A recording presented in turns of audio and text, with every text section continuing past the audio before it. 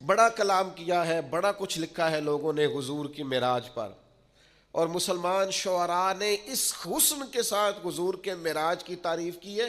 ہر شعر ہی با کمال ہے، پر عنبر وارثی نے بھی کمال کیا ہے۔ وہ کہتے ہیں اصل بات یہ ہے کہ سر لامکاں سے طلب ہوئی۔ ایک تو یہ ہے نا کہ حضور کہیں میں گیا ہوں، لیکن یہاں تو رب کہتا ہے سبحان الذی اسرا بعبدہ، میں نے سیر کرائی ہے۔ ایک تو یہ ہے نا کوئی جا کے کہے رب ارنی، میں تجھے دیکھنا چاہتا ہوں، اور ایک یہ کہ کوئی اپنے گھر میں آرام کر رہے ہو، سو رہے ہو، اور رب کہے کہ جائیں نا جبریل ذرا محبوب کو لے کے تو آئے نا۔ تو عنبر وارثی کہتے ہیں سر لامکاں سے طلب ہوئی۔ ایک تو یہ ہے کہ یہ جائیں، اور ایک یہ ہے کہ کوئی بلائے۔ فرماتے ہیں اصل مسئلہ یہ ہے کہ سر لامکاں سے طلب ہوئی، پھر سوئے منتہا وہ چلے نبی، کوئی حد ہے ان کے عروج کی؟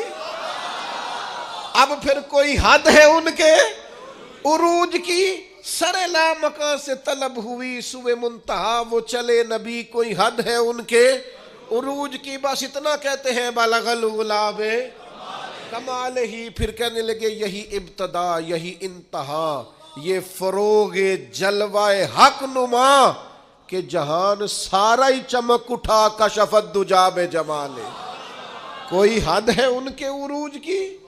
سر لامکاں سے طلب ہوئی، سوئے منتہا وہ چلے نبی، کوئی حد ہے بھلا ان کے عروج کی؟ بلغ العلا بے، رخ مصطفیٰ کی یہ روشنی کہ تجلیوں کی ہما ہمی، کہ ہر ایک چیز چمک اٹھی کشفت دجا بے جمال ہی، وہ سرا پر رحمت کبریا، کہ ہر ایک پر جن کا کرم ہوا، یہ کلام پاک ہے برملا، حسنت جمیع خصالہ۔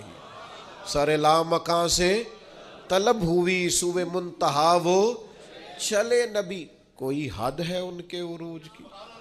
بلغ العلا بے کمال ہی، یہ کمال خلق محمدی صلی اللہ علیہ وسلم، یہ کمال خلق محمدی کہ ہر ایک پہ چشم کرم رہی۔